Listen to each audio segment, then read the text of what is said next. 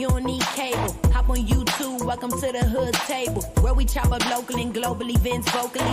You don't really wanna miss out on these conversations. Just joke a little, laugh a little, get that wine in your system, fill your glass a little, expose current events, talk trash a little. You never know, these opinions might clash a little. They addicted to the content, got them binge watching. You don't like it, then you want invited. Bet your friends watching in the house and your job parking lot before you clocking. They don't wanna miss a second of this HT content. Everybody think they got something to say, so it's an open invitation, bring it to the table. But if you come whack, just know we ain't buying in. We gon' probably turn your back and tell you sorry, try again, Yeah, welcome to the hood table.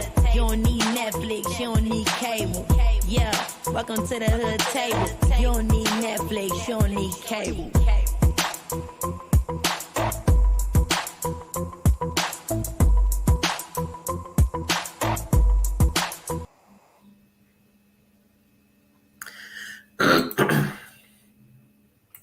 What's good, everybody? Happy Saturday and happy Juneteenth weekend. I hope everybody is having a wonderful, wonderful time for Juneteenth. I know today was our parade, and I'm sure in most places the Juneteenth parade was probably today on a Saturday. Our parades are always at like 10 o'clock in the morning when we have them here, whether it's for Juneteenth or St. Patty's Day or Cinco de Mayo or, whatever. They're usually on at 10 o'clock a.m. So ours was at 10 o'clock a.m. this morning. There's a lot of activities and concerts going on in our neck of the wood for Juneteenth, as I'm sure it probably is where you are too. So again, I hope everybody is enjoying. Shout out to Juneteenth. I love the fact that some jobs also, including ours, actually celebrate Juneteenth as a national federal holiday. Since that was passed a couple of years ago, and our job lets us off every year for that day. So we will be off on National Juneteenth, which is Wednesday, I believe. But anywho, I hope you guys who are fans of Power and who have been watching my reviews for years is all caught up, because it's season 4, the last season, of course. We reviewed. I said interview. I wish I could interview one of the cast members, but we reviewed episode 1, the premiere, last week. It was a nice start to the season. This second episode that came on the other day, though, it was pretty toned down from the first episode, but y'all can let me know how y'all feel about that compared to the first season. The first episode of the premiere, I really enjoyed the premiere, and I just knew that they was just going to keep that going, that strong momentum. This episode was still good though. But what's up, Pandy? How you doing, love? Say hello to Hood Table Mods and Chatters. Happy Saturday. Yes, happy Saturday. And you guys on the way in, please make sure that you are liking and sharing the video. Y'all know it helps with the algorithm. And if y'all want to, of course, donate to the commentary, our Cash App is $the Hood Table 402. And on that note, let's get started, you guys. I'm going to go through my little spiel, go through my little notes regarding this episode 2 of Power Season 4, the last season, by the way. And it's a wrap. And they're thinking, I heard someone, well, I didn't hear, but I saw somewhere on another blogger's site today that maybe because of something that happened in this episode, it might lead to another spinoff from Power Book 2. So I don't know, though. I don't know. What do y'all think? Would y'all like another spinoff of this? Would y'all like this to end? Would you like it to carry on? Let me know how you feel about it in the chat. But anywho, again, like, share, and subscribe. This episode was titled To Thine Own Self, and it was Power Book again 2, Ghost, Season 4, Episode 2, titled To Thine Own Self. Now, the show started off with the feds being able to use the intel that Agent Young had discovered in his investigation to be able to seize a buttload of product from a major tri-state provider to the Russians. And if nobody believes that the agent was actually shot by Tariq instead of the headhunter, Detective Carter sure does, and he has been on their trails. Now, McLean, his license is still suspended for practicing law, pending his disbarment hearing. When he entered his office once he returned from, his little meeting. None other than Detective Carter was there to offer him a proposition. Carter claims that he is able to pull some strings, which would allow McLean to practice law once again. To do that, though, Carter needs McLean to help him get some really dangerous people off the street, specifically people like McLean's clients, to which nobody would have to know, says Carter. I like to see how that would work. But by now, Tariq and Braden, they both wish that they would have made some wiser decisions. They made a lot of money, y'all. A lot of money in a short amount of time. They made so many money moves when they was out there hustling. And I know they wish right now that they had made some wiser choices, because they should be sitting on money.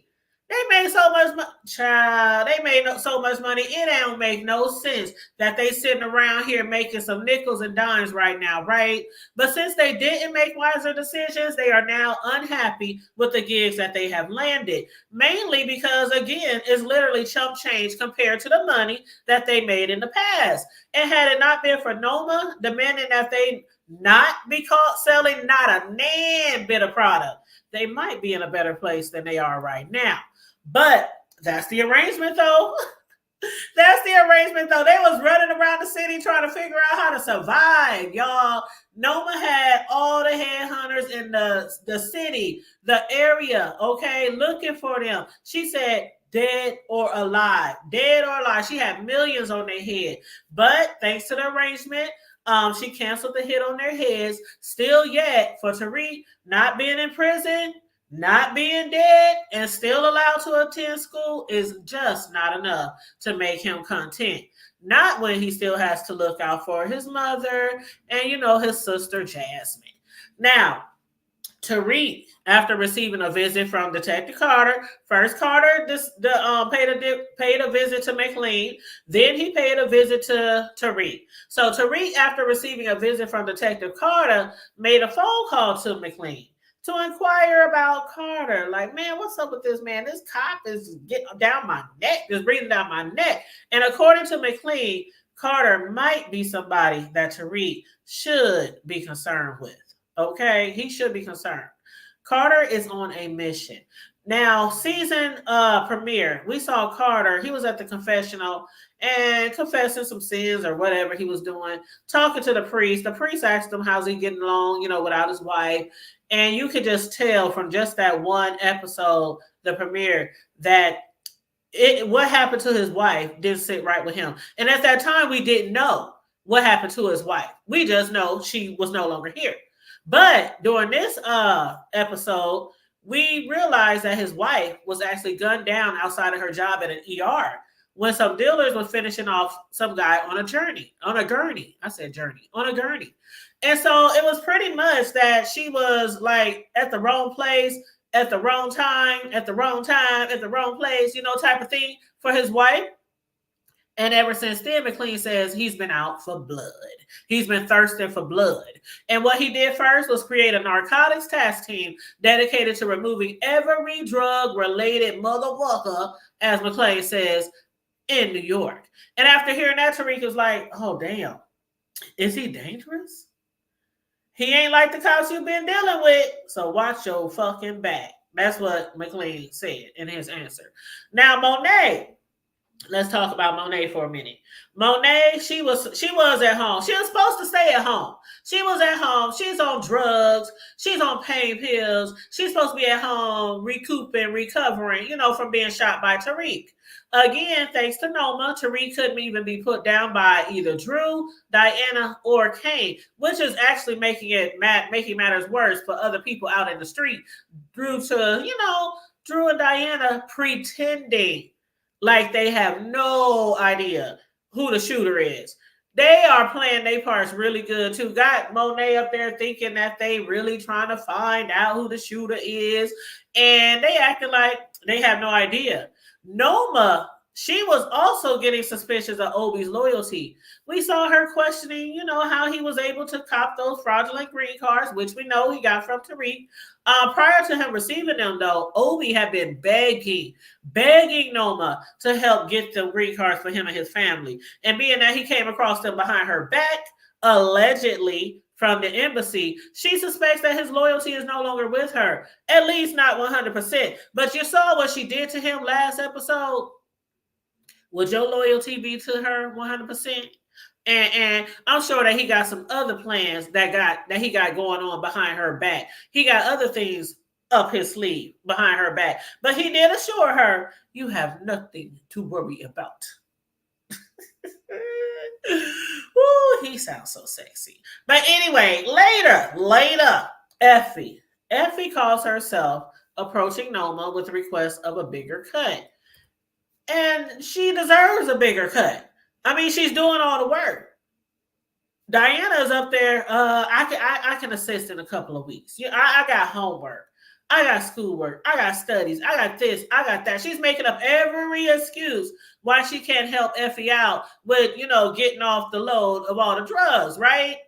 And she basically increased the weight that they have been moving every week. So Effie is like, I think I deserve a bigger cut, being that you have access to increase the weight and that I have been offloading a majority of the product by myself. And then Noma turns around and tells her that if you no longer like the terms, there is a way out. And we all know what that means. Effie might not like those terms very much, because if you're unhappy with the terms, you can get out. And that means basically getting put 6 feet deep, okay? Somebody's going to be planning your funeral if you no longer agree with the terms. But what if I brought more business? Effie replied. Noma, we see her kind of pause. She was like, After hearing Effie's suggestion about getting her more business from the Russians, wondering if Effie could pull it off, Noma gave her 24 hours.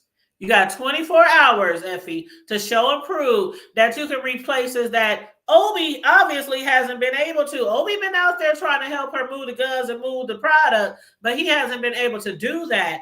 And Effie figures that she can be a help with that. So she again got 24 hours to show and prove that she could, work something out with the Russians. Now that Russian about him, he definitely don't seem like nobody to be fucking with. Okay, don't be playing on his top, Effie. He was like, what you got? What you got, girl? What you got? Because he has in no way wanting to accept an offer from Noma, and he definitely ain't fucking with the Tejadas, right? So at first, there was like no way he was trying to accept Noma's offer. That was until Effie, with her brilliant hacking skills, convinced him otherwise, at least for a meeting. She couldn't guarantee that, he would agree to the terms with Noma, but he at least agreed to a meeting with her hacking skills. She was able to convince him because of her hacking skills. She could go in and change his daughter. I think her name is Oksana. I think that's how you say it, Oksana. And she could go in and change Oksana's swim records and change the time of his daughter's backstroke and her butterfly time, which would then make her eligible to be on Princeton's swim team. What up, Levon? How you doing, boo? Make sure y'all come on in and like and share the video. Okay. And if y'all have any comments or opinions on, the commentary or the scenes or the characters, please feel free to put it in the chat. And of course, if you watch this on a replay, make sure you put it in the comment section. Please and thank you very much. Now, Effie promised that she would be eligible to join the Princeton swim team with her hacking skills, right? Thankfully, Effie was able to walk away alive. You don't fuck with the Russians, right? You don't play on their top. They don't play that shit, right? But she was able to walk away alive from a little chit chat with them in hopes of everything going according to plan once they met up with Noma. But it always gotta be one person, right? One person that gotta fuck shit up. Monet. She just couldn't sit still long enough. She done interrupted everyone's plans by pulling up on Noma, accusing her of sacrificing her kids for her gain. Noma was like, Monet, you're making a fucking scene. Monet was like, you goddamn right I'm making a scene. You up here sacrificing my kids after they have been busting their ass for you all this time? Monet was pissed. She was pissed. Knowing her ass should be at home, in her bed, recovering. You said it was smart of Effie to woo the Russians with a favor instead of for. Thank you. Because, child, if you say the wrong thing in front of them, in their presence, man, nobody will ever see you again. So yeah, it was great that she offered that to them instead of force. Monet was high off of whatever. She was on oxy. She was on everything. Not oxy. But she on oxy. I forgot what it's called. Was it oxy? No, it wasn't oxy. I can't remember what the fuck she was on. But her sister, her cousin, the girl from Girlfriends, she was up there giving her medicine. She said, Monet, you only need one pill. One pill, Monet. She knew she wanted to leave the house and she couldn't stop her, but she still wanted to at least give her one pill to help with the pain. But before Noma could barely tell Monet to get the fuck up out of Dodge, Effie and Vadim pulled up. And of course, Vadim, he automatically assumed, why wouldn't he? He automatically assumed that he was being set up. And so threatening to shoot any of them on sight, if he ever sees them again, Vadim retreats. Moments later, Monet, we saw her. It was like in slow motion, right? She was like, oh. It was like she got delirious. She got weak. She got dizzy. And you just saw her kind of like just slow motion floating to the ground. She did, boy, Monet was out. But once their mother, Monet, was back home and in bed, Kane and Diana sternly insist that she allows them to find out who the shooter is who shot her. Kane, realizing that Monet, as usual, was again just trying to take over everything. You know how Monet is. Monet, she ruled her family with an iron fist, with an iron thumb. She always tried to keep her foot on their necks, like all through their childhood and as adults, right? She's always tried to take over everything, especially after Mr. Tejada, found himself in prison. And now he is not among us, okay? And Monet is, of course, behind that. But she's trying to take over everything. And Kane told her, the game ain't the same, Mom. The game ain't the same anymore. It ain't going to work the way you trying to make it work. He was like, listen, Mom, the game ain't what it used to be. The game done changed up. It's different now. You are out of your league. Child, Monet, she felt disrespected. Like, nigga, do you know I brought you into this world and I could just as easily take you out of this world? She had that look on her face. He was like, it's just time for you to accept that, Mom. Monet was looking at him crazy, y'all. She was looking at him crazy all upside his head, like, if you don't get the fuck out of my room. Ooh, child. She was like, if you don't get the fuck out of my room, okay, and get the stepping. Monet, all of a sudden, she became like, would Kane do something like that to me? Is he able to try to take me out? She was then under the impression that Kane might have been the shooter, being that he's been taking such a big interest in the bullets that tried to take her out. But neither Drew nor Diana, they couldn't even believe they was hearing this shit. They was like, okay, they know who the real shooter is. They've been trying to, conceal that information. Their big brother, he has no idea still who it is. Monet has no idea who it still is. But they could not believe that they were hearing her mother point her finger Kanan's way. They couldn't believe it, especially when they know for sure that it was Tariq. So they really have to convince their mother that it ain't Kane, so she don't try to take him out, her son, right? She already took out her other son, right? When she was trying to take out Tejada, she took out her other son. So they have to convince her that it's not Kane who tried to take her out, when they know for a fact it was Tariq who attempted to kill her. You said, I think Monet was right to think the Russians and Noma could get together and take all the Tejadas out. Yep, but that's just me. And remember how Drew took out the leader of the Russians? Yep, and took out their son. Remember, he took out the son of what was her name? I can't remember the lady's name. It was his boyfriend's. His boyfriend mother had believed or came to believe that Drew was responsible for taking out. Yeah. But yeah, Monet, she's under the assumption that Kane is the one who tried to take her out. But the plan was to set Tariq to take her out and then put a bullet in Tariq to keep Monet from ever knowing the truth. Their plans, however, backfired once Noma and Tariq were able to make a truce, which ruined the plans of Drew and Diana. But Diana assured her mother that not in a million years would Kay try to do something like that to her. Drew, however, is another story. Did y'all see Drew up there? He was about to mix up her medicine. Man, if his sister Diana didn't see him or had came in there, Monet could be dead right now from an overdose of the wrong type of medicine. She was like, please, Drew, don't do it. You don't want to do that. You don't want to do that. You don't want to live with that. Bro, please. And then Monet kind of overheard them having a conversation about, she possibly may have fucked up their lives, in the way she reared them up and all the decisions that she's made. And then we also saw some flashbacks of Monet in her earlier life when she only had Kane. She was with Tejada, but they were living in a rat-infested, roach-infested, tiny little raggedy-ass, hood-ass apartment.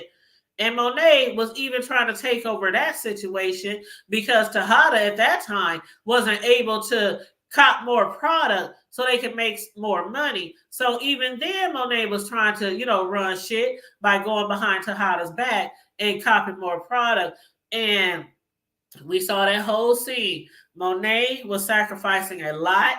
She even sacrificed her baby. When she was with her cousin in that car and got pulled over with Kane in the backseat in his car seat, Monet was like, give me the gun, give me the gun. She put the gun in the car seat with Kanan when he was a baby.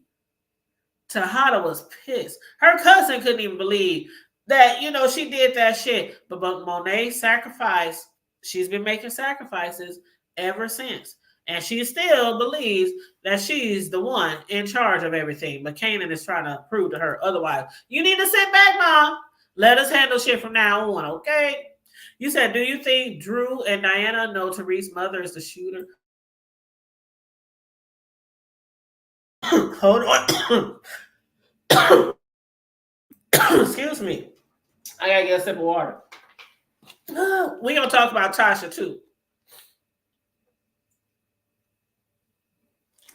Sorry, I had to take a sip of water. You said, do you think that Drew and Diana know Tariq is the shooter, Tariq's mother? No, I don't think they do. I think they still think Tariq is the shooter because they didn't see Tasha. Excuse me. Only Tariq saw Tasha. And Tasha, I guess she came in the nick of time because even though Monet could have been killed, Tasha was going to take the heat off of her son. I don't know if Tasha, okay, let's say Monique was killed. And let's say they were to continue coming after Tariq. Would Tasha pop up and go MIA again from witness protection to prove that Tariq wasn't the shooter? I don't know. I don't know how that would have worked out. But yeah, they're still under the assumption that Tariq is the shooter. Yeah. So that's what they're going with. That's what they're going with in this storyline, that Tariq is a shooter. But yeah, we know the truth. You said Drew is still hurt. Yeah, he's still hurt over Gordo and Poppy. Yes. He is still hurt over Gordo and Poppy. I actually think he's more hurt over Gordo because their relationship with their father wasn't at its best, right? And Gordo, I think he really loved him, because Gordo was who he had got with after his other dude left him or they broke up, and then the other dude came out, and Drew wasn't still ready to come. Drew wasn't ready for that yet. So even though his family, they know. But yeah, so after that breakup, that's when he got with Gordo, and Gordo had to be put down at Monet's orders. And he is still hurt over that. And I think he really is taking that harder than he's taking Poppy's stuff. You said they picked the actress for the young. Yeah, she looks. Oh my God, she looks like she could really be not only a young Monet, but a young Mary J. Blige. And you saw how she, even though they was living like in a trap ass looking apartment, she had her hair was done, clothes. I mean, she looking cute. The car she was driving wasn't really all that. Their apartment wasn't really all that. But she is at least looking like, a hood chick with a little bit of coins, trying to look the part, right? But yeah, she could really, really, yeah, they picked the perfect actress for that. I love when they do shit like that. When they pick a younger version who really looks like the older version. You said, I think Diana, God bless you. Thank you. You said, I think Diana saw that really wasn't Tariq. You think so? Really? I'm going to have to go back and watch that scene. I'm gonna go back and watch that scene, and then when I come back next week to review episode 3, I'll speak about that. You said Drew could be himself with Gordo. He sure could. Yep, he sure could. Because at first, the other guy, his ex, what was his ex name? What was his ex name? Oh my God, let me look it up. If y'all can remember before I find it, let me know. But what was his ex name?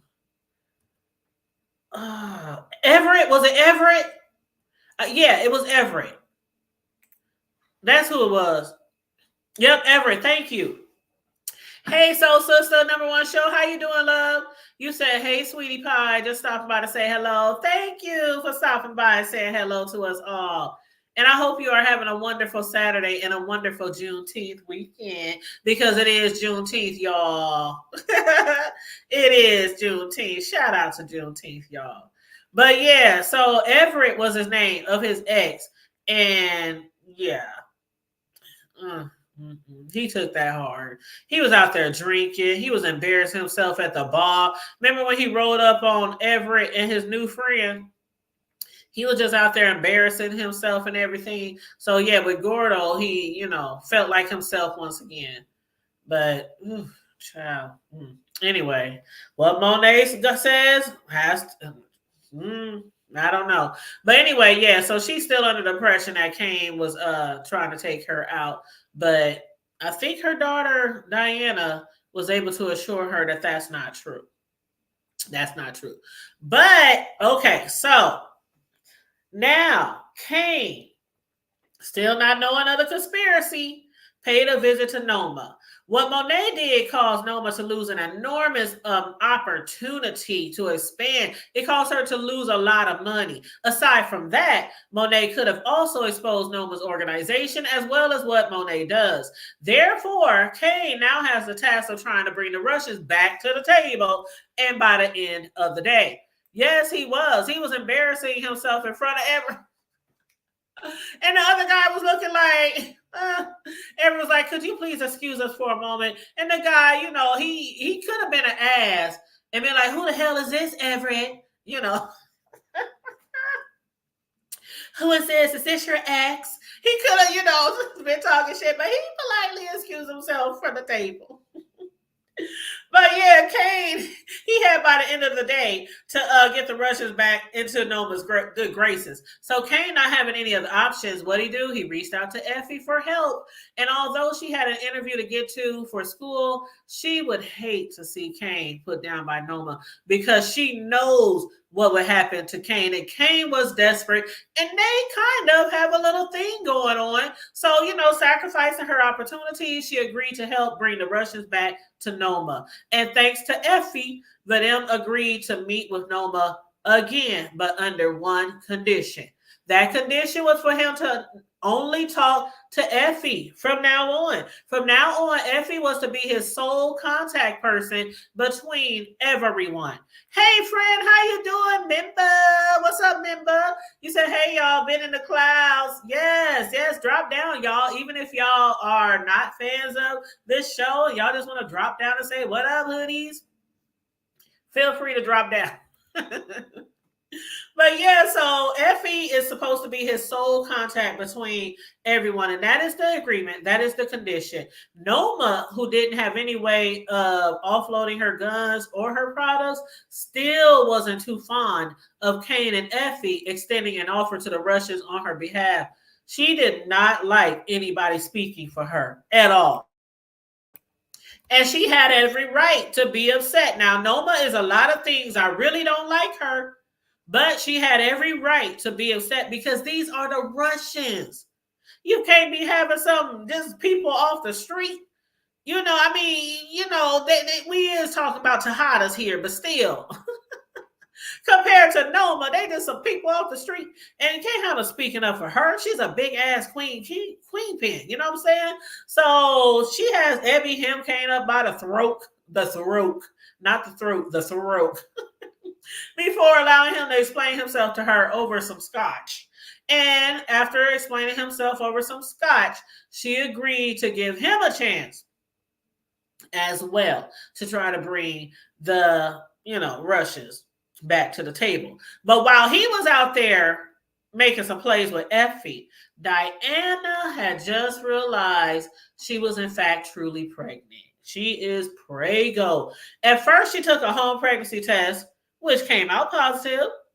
That wasn't enough though. She had to get a second opinion. So she made an appointment at the clinic for a second opinion. And that whole scene was hilarious. I was like, go ahead, Diana, you better put that bitch in her place. But with another test results, it was the same thing, positive.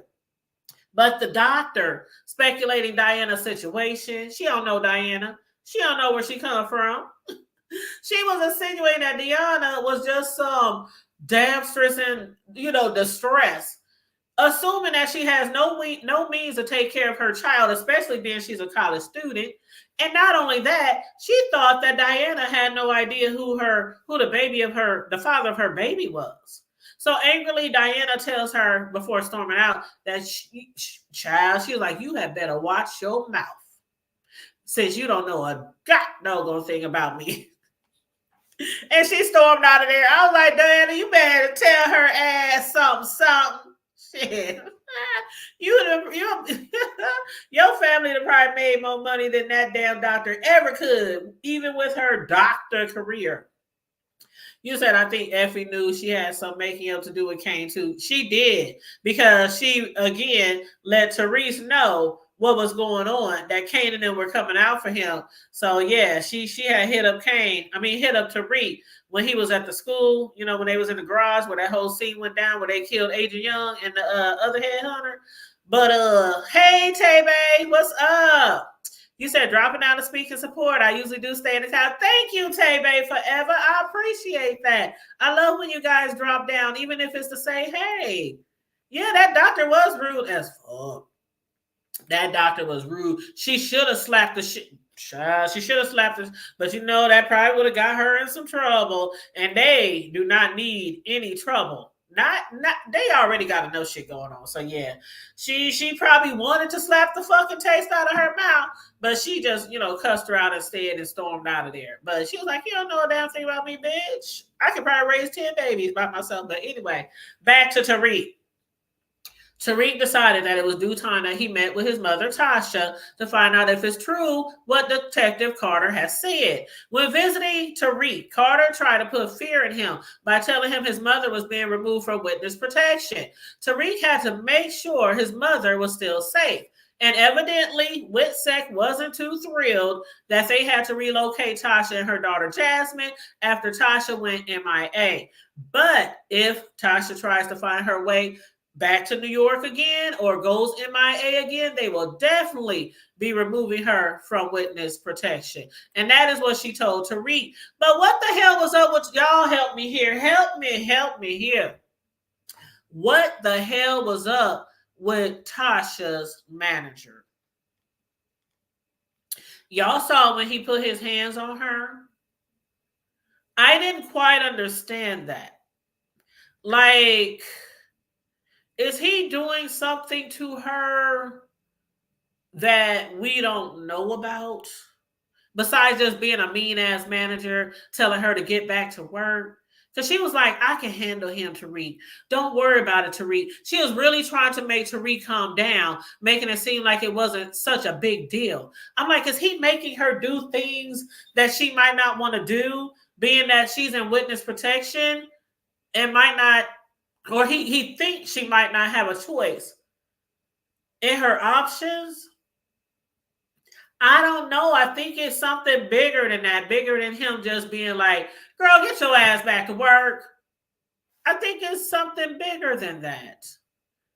I don't know. You said Tasha's manager is going to end up in the back with, not the milk carton. Man, Tariq wasn't going for that shit. He was like, He disregarded Tasha telling him to calm down and that it was not a big deal. He disregarded his mother, Tariq, who obviously didn't like the gesture, met the man outside for a little talk. And they talked all right. Well, at least Tariq did, while crushing the manager's right hand under his foot. Tariq warned Tasha's manager, you lay another fucking finger. Now, he can't call her Tasha because her new name is Rachel. So Tariq said, you lay another fucking finger on Rachel again, and I promise you, next time it's going to be your fucking throat. You hear me? He was like, now report this shit. I'm sending people to your house to burn that shit down while you laying in there. You hear me? That dude was down there struggling and whining and whimpering. I'm like, I hear you. I really hope that's the end of that. I hope that shit don't backfire on Tasha and Tasha had to put him down in aisle 9. And then they gotta find another place to relocate her. You said this thing is more than racism. I don't even know if it's racism. I think he has been making her do something. Now I could be reaching, y'all. Y'all know sometimes when I do my reviews, I could be reaching. You said not in aisle 9. Yeah. White man down in aisle 9. Clean up, please. Call it for cleanup. Child, Tariq. I think Tariq got to him. I hope Tariq got to him. But on the way back home, Tariq car breakdown. Whew, child. Like one thing after another. Tariq was like, damn it.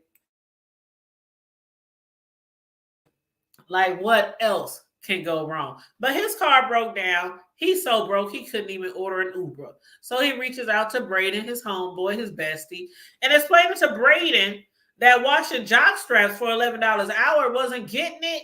Tariq really wants to be able to provide for his mother and his sister, his family.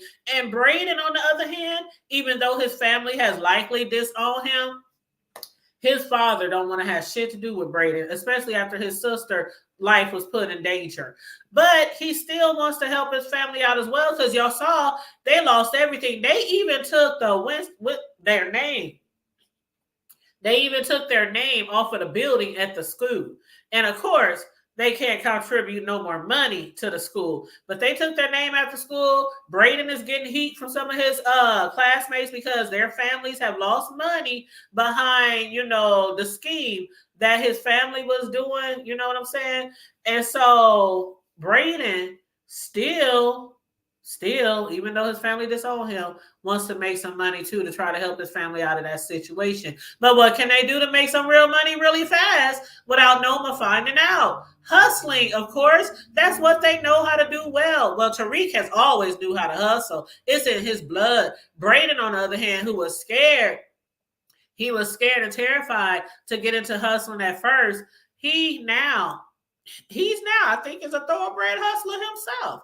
So, it's what they know how to do well. But it would be risky if they were to get out there and hustle again. Not only risky, but also a death wish. Braden was like, are you serious? Are you really serious about that? Get back into hustling? And Tariq was like, yeah, I'm fucking serious. I'm really fucking serious, my guy. You think I like being broke? Worried about what the hell is going to happen to my mother next? So Braden came up with a plan. I don't know what that plan is.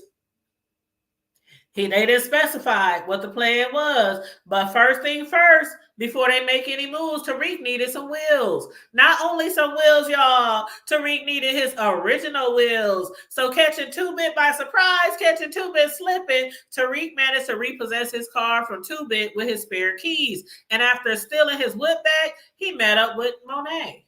Monet still believes that Tariq tried to kill her. And just the same, Tariq believes that Monet has something to do with Tommy going after his mother. So, at the end of the episode, while Tariq and Monet was sitting in her ride, do y'all think Tommy's mother is now in danger for lying on Monet about giving Tommy Tasha's address? We shall see, y'all. We shall see. Monet promised that whoever gave Kate that information obviously wanted her dead, which would make sense, right? Why would somebody lie to Kate and say that she gave Tommy Tasha's address? Unless they wanted something bad to happen to Monet. So Monet said that person must die as well. But who was that person? You say, yeah, putting his arm around Tasha was a bit too much. It was a bit too much. That's why I thought something weird is going on. Something weird. Is he making her do some strange things, something strange in the office in the back? I don't know. But you said for Tariq, money equals power, security. Exactly. Money, power, security. That's what he's used to. That's how he was raised. With money, they had power. And they were secure. Everything was secure. The way they lived, their lifestyle, that money secured that. So long as it was still coming in. You said, I don't think Kate is in danger, but Monet is going to have a conversation with her. Then Tommy's might follow up with Monet about that. I agree. I'm anxious to see what's going to happen, though. I'm anxious to see that. I'm also anxious to see if 2-Bit is going to try to come back at Tariq for stealing back his car. Tariq was like, this my shit, nigga. This my shit.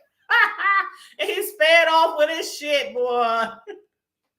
I know the Tariq felt good with his butt sitting in that driver's seat compared to what he's been driving. But yeah, I'm looking forward to seeing. Also, if Diana, what she's going to do about this baby. If she's going to tell, if she's going to tell her mother because nobody really knows that her and Reek had a thing, right? So I wonder if she's going to let them know about the baby. What do y'all think? You said, I like how Monet and Tariq kept their heaters. Well, yeah, hell yeah. Tariq was like, shit. Monet got out her truck. She put her piece on the hood. And Tariq got out of his whip with his piece to his side. And she was like, what's she doing with that? He was like, ain't no way in hell, Monet, with all due respect, ma'am, am I getting in your truck without my heat? Tariq ain't dumb.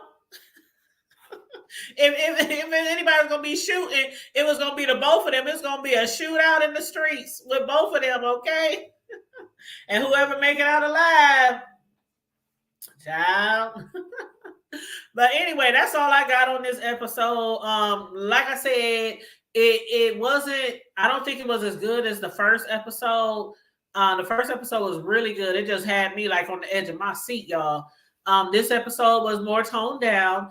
Maybe next episode they'll pick it back up, pick the speed back up. We shall see. You said Diana will probably tell Tariq about the baby when Tariq pulls that bleaky out on her. You think so? Now that would be, I could see that happening, Levon. I could definitely see that happening. Once he confronts her about trying to, put a bullet in him after they set it up for him to try to kill their mom. And then she'd be like, but I'm pregnant. You know how it would go, LaVon, right? But I'm pregnant. And the baby is yours. Please. Please, our baby. Please. I can see it. Oh, I can see it happening. You know that's how it always goes. When the antagonist, one of them, is pregnant.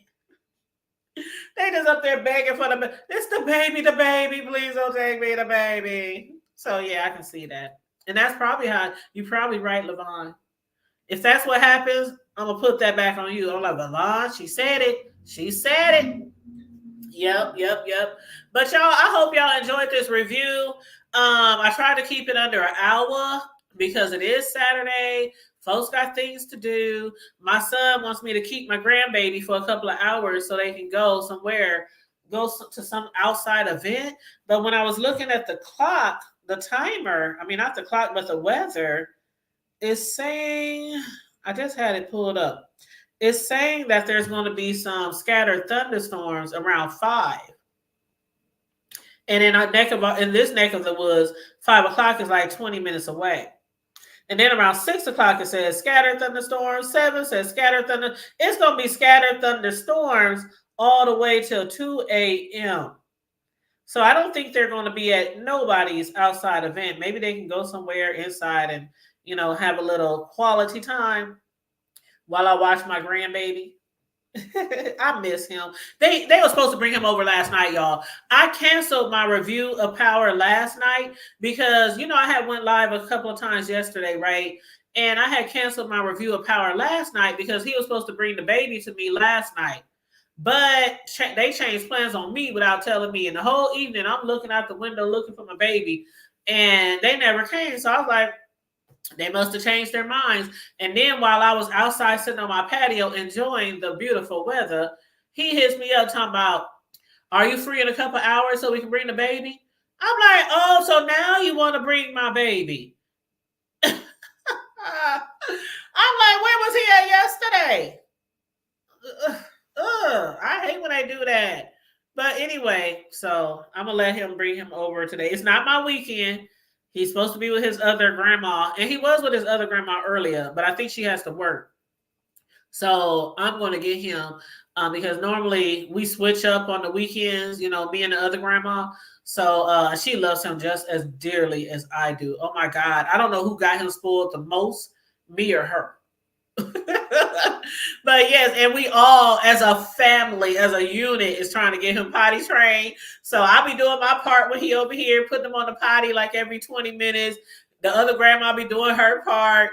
My son and the baby's mom be doing their part. So we all as a unit trying to get his butt potty trained because he is 3 now.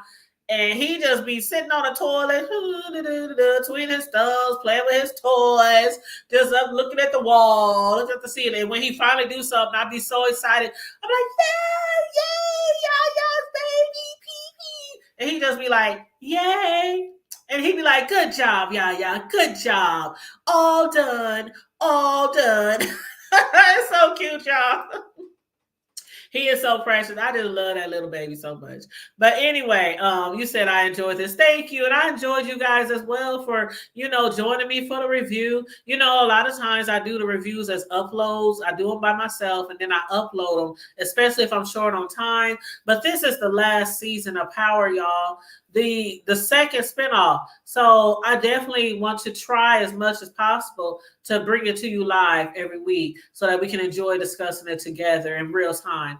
And thank you so much. You said, I appreciate your upbeat energy and you have a great time with the baby. He is so adorable. He is like adorable. Okay.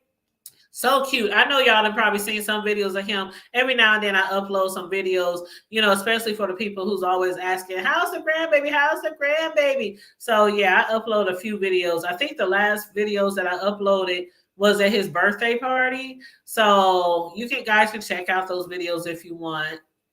Feel free. But yes, also you guys, make sure again, if you haven't already, to like and share the video. Subscribe to the Hood Table if you're new here, please and thank you very much. And also feel free to hit the Cash App if you want to donate to the commentary. $, the Hood Table 402. And on that note, stay safe, be blessed, remain vigilant at all times, and always remember to keep it hood. I'm out.